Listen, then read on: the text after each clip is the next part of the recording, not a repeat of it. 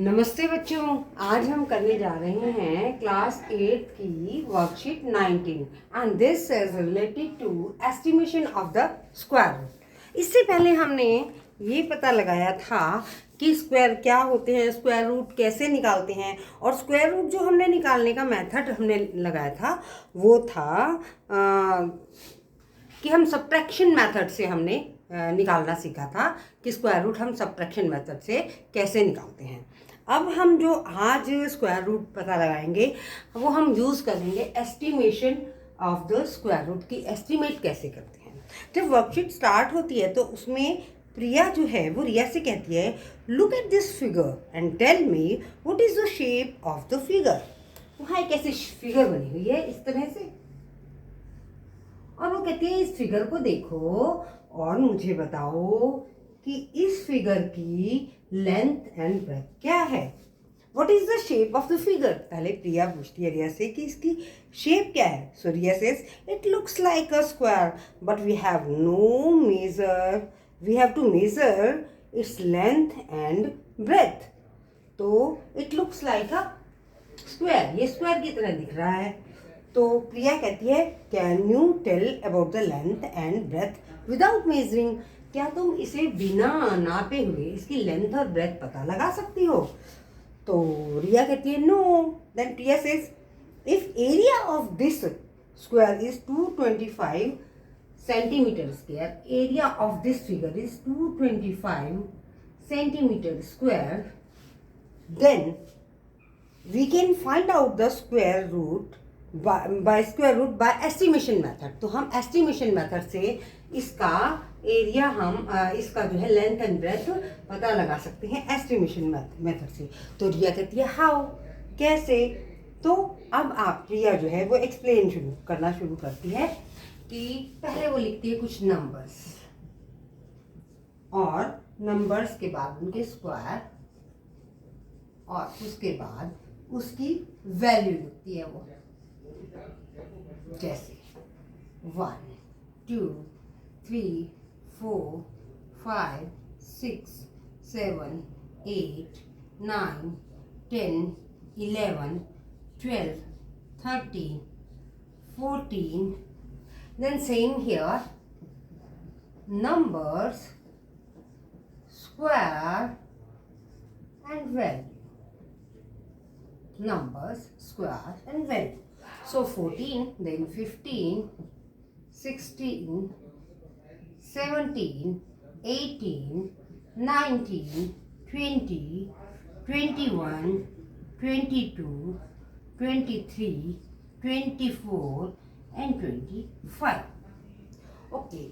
Then she says कि चलो निकालते हैं कि 1 का स्क्वायर होता है 1, 2 का स्क्वायर होता है 4, 3 का स्क्वायर होता है 9, 4 का square 16, 5 square 25, 6 square 36, 7 square 49, 8 square 64, 9 square 81, 10 square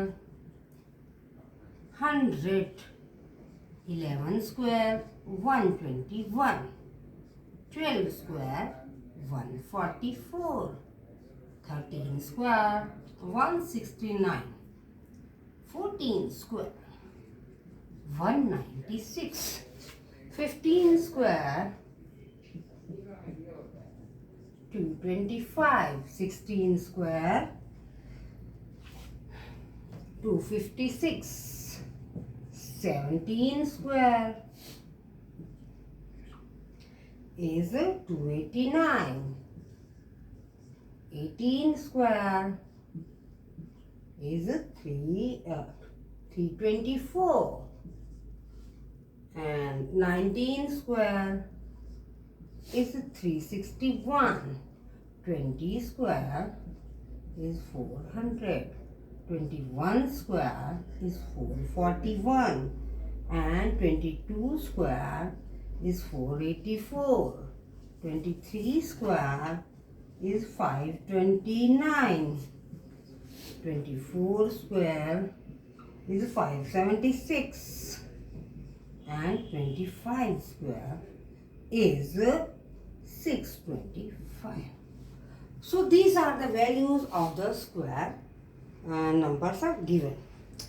So अब हम देखते हैं कि जो एरिया है एक स्क्वायर का. So what is the formula of the area of a square? Area of a square is equal to side square. So side square is equal to 225. So what will be the under root of what will be a side? You can say so if we want to find out the side, we can write under root of 225. This we have done in our earlier worksheet कि अगर किसी number का square या किसी चीज़ का square दिया हुआ है तो उसका अगर हमें साइड चाहिए तो उसका अंडर रूट कर देते हैं. तो अब हमें ये पता लगाना है कि 225 का अंडर रूट हम कैसे निकालेंगे. तो इसमें सबसे पहले मैं आपको बता रही हूँ कि कुछ जैसे ये नंबर है. आप इधर देखिए, यहाँ जैसे 5 है, 25 का स्क्वायर, तो उसके यूनिट्स प्लेस पे 5 है क्योंकि 5 5 से 25 आएगा. ऐसे ही 4 4 से 16 होता है तो इसके यूनिट्स प्लेस पे 6 है. 3 3 से 9 होता है तो इसके यूनिट्स प्लेस पे 9 है. 2 2 से 4 होता है तो इसके यूनिट्स प्लेस पे 4 है. 1 1 से 1 होता है तो इसके यूनिट्स प्लेस पे 1 है. 0 को 0 से करेंगे तो 0. ऐसे 9 9 से 81 होता है तो 81 के 1 प्लेस पे 1 होता है, इसलिए यहाँ 1 है. तो इसी तरह से वो सोचती है कि यहाँ पर अगर 5 है तो इसका मतलब जिस नंबर इस नंबर का जो स्क्वायर रूट होगा उसमें भी 5 जरूर होगा, तो उसमें 5 जरूर होगा. अब जो 225 नंबर है, 225 है, अब ये वो देखती है कि कहाँ कौन सा ऐसा स्क्वायर है जिसे 10 से लेके 20 तक वो देखती है. 10 का स्क्वायर से लेके 20 के स्क्वायर तक देखती है क्योंकि 10 का स्क्वायर होता है 100 और 20 का स्क्वायर होता है 400. तो इन दोनों के बीच में 100 और 400 की वैल्यू के बीच में वो देखती है कि कौन सा ऐसा नंबर है. तो वो देखती है 10 का स्क्वायर है 100, फिर 121, 144, 169, 196, फिर देखती है वो 225. ये जो 225 है ये ऐसा नंबर है जिसके यूनिट्स प्लेस पे 5 है. बाकी देखिए यहाँ 1 है, यहाँ 2 है, यहाँ 3 है, यहाँ 4 है. इसका मतलब जो इसका अंडर रूट होगा वो 15 होगा, ऐसा उसको समझ आता है. तो under root of 225 will be 15. ये बिल्कुल उसकी एग्जैक्ट वैल्यू आ जाती है. फिर उसके बाद वो कहते हैं चलो अब हम देखते हैं कि ये तो कि सेकेंड थिंग वो कहती है चलो अभी ये तो एग्जैक्ट वैल्यू आ गई कि 225 का अंडर रूट आ गया 15. वो कहती है चलो अब 228 का पता लगाते हैं कि इसका अंडर रूट कितना होगा. अब 228 का अंडर रूट अगर हमें निकालना है तो हम देखते हैं यहाँ पे 228 कहाँ आ रहा है.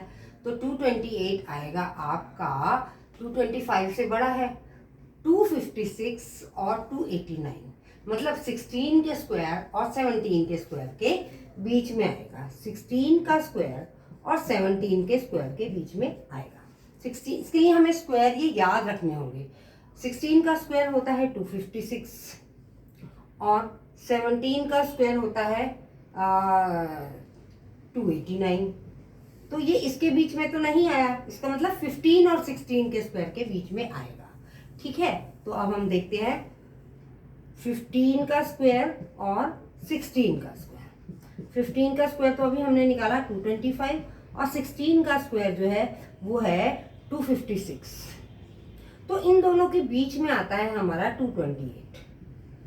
अगर हम 228 को देखें तो 225 के ज़्यादा पास में है और 256 से दूर है, इसलिए हम कह देते हैं कि under root of 228 will be मतलब इट इज एस्टिमेटेड वैल्यू, और एस्टिमेटेड वैल्यू के लिए हम एक साइन यूज करते हैं कि इट विल बी एस्टिमेट 15 कि 15 के आसपास होगा ये इसका अंडर रूट 228 का या स्क्वायर रूट. तो इस तरह से हम वैल्यू निकालते हैं.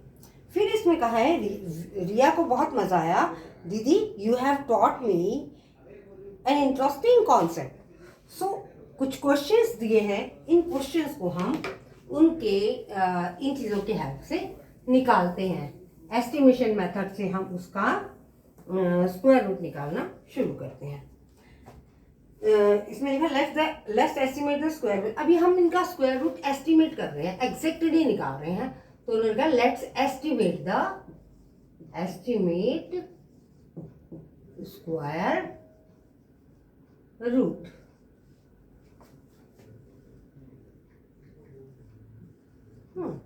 तो स्क्वायर रूट को एस्टिमेट करते हैं। तो उसमें सबसे पहला नंबर उन्होंने दिया 80। अब ये जो 80 नंबर है हम देखते हैं कहाँ फॉल कर रहा है ये। तो ये 64 और 81 के बीच में, मतलब 8 के स्क्वायर और 9 के स्क्वायर के। इट लाइज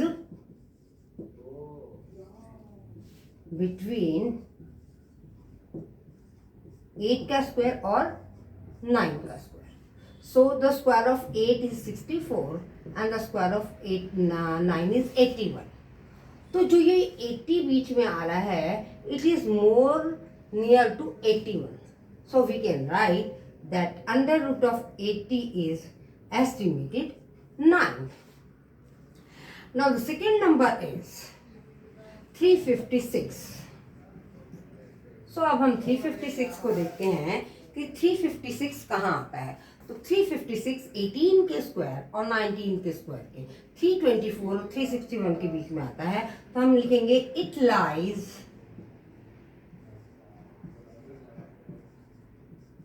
बिटवीन, किसके बीच में आना है ये, 356 है तो between 18 square and 19 square. Now what is the value of 18 square? This is 324 and the value of 19 square is 361. So in between lies 356. But we are observing that 356 is more nearer to 361. 361 के ज़्यादा नज़दीक है और 324 से दूर है।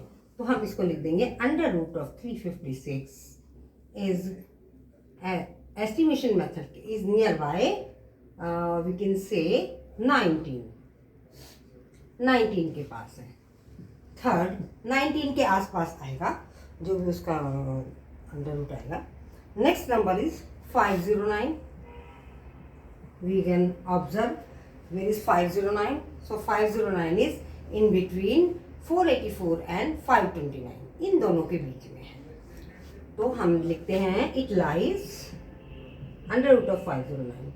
It lies between किस किस के स्क्वायर के बीच में, 22 के स्क्वायर एंड 23 के स्क्वायर के बीच में, बिटवीन 22 एंड 24 का स्क्वायर। अब 22 का स्क्वायर आता है 484 एंड 23 का स्क्वायर आता है 22 एंड 23 529। देखो इसमें अगर हम देखेंगे ना, हमें याद करने में बड़ा आसान रहेगा। 529 हमें कैसे पता लग जाए, जैसे 2 2 से 4 है तो इसकी यूनिट प्लस पे 4 है, 3 3 आएंगे तो 529। ऐसे थोड़ा सा दिमाग में याद करना थोड़ा आसान हो जाता है। Now the number is 509। अगर हम इससे दूर देखें कितना दूर है 509, तो 16 प्लस 9 25 नंबर्स दूर है। और अगर हम इससे देखें कितना दूर है, तो ये हो जाएगा 20 नंबर्स दूर है, तो इसके ज़्यादा नज़दीक है। So again under root of 509 is estimated 23 के पास है। Now comes the fourth question. This is under root of 628. Now again 628. So it lies between square of 25 and square of 26. So square of 25 is 625. 625 जो 628 है 625 and इसका जो square निकालेंगे हम 26 का square निकाल के देख लेते हैं हम। 676 का 6 36 6 दूनी 12 15 2 3 6 सॉरी 2 6 12 का 2 हासिल 1 2 3 4 और 1 5, तो ये आ गया 676, ये 676 हो गया। बट ये जो 628 है ये 625 के ज़्यादा पास है, इसके ज़्यादा पास है। तो under root of 628 is estimated to 25। So इस तरह से आप एस्टिमेशन मेथड के को यूज़ करके आप स्क्वायर रूट का पता लगा सकते हैं। तो अभी हमने दो तरह के मेथड करे। एक मेथड हमने किया स्क्वायर रूट को फाइंड आउट करने के लिए, जो था हमारा कॉन्टिन्यूसली हम ऑड नंबर्स को सब्ट्रैक्ट करते थे उस नंबर से, और जब वो नंबर लास्ट में 0 हो जाता था then that number is termed as the square root of the number. अब इधर क्या है, एस्टिमेशन हमें करना है, तो एस्टिमेशन करने के लिए हम और अपनी बहुत सारी चीज़ें भी लगा सकते हैं, लेकिन इसके लिए बहुत ज़रूरी है कि हमें ये इनके स्क्वायर नंबर ज़रूर याद होने चाहिए। तो हमें करने में थोड़ी जल्दी होगी। अगर हमें स्क्वायर नंबर याद नहीं होंगे तो हमें थोड़ी मुश्किल होगी। तो जैसे आप लोग पहाड़े याद करते हैं, उसके बाद मल्टीप्लिकेशन डिवीज़न वगैरह करते हैं, वैसे ही आपके लिए इन नंबर्स का एटलीस्ट 1 to 125 तक आपको स्क्वायर रूट याद रहनी चाहिए। और जब आप उसको बार बार प्रैक्टिस करते हैं तो याद करने की ज़रूरत भी नहीं होती, याद हो जाते हैं। तो आशा करती हूँ आप लोग जल्द से जल्द ये वर्कशीट करके भेजेंगे।